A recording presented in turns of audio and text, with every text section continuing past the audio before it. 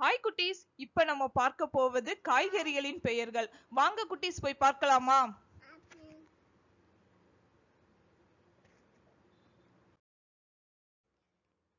carrot,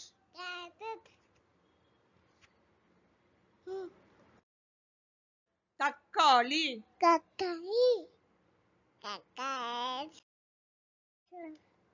கீரை,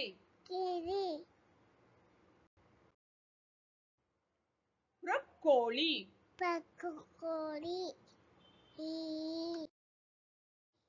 உருளை கிழங்கு, வெள்ளரி காய்,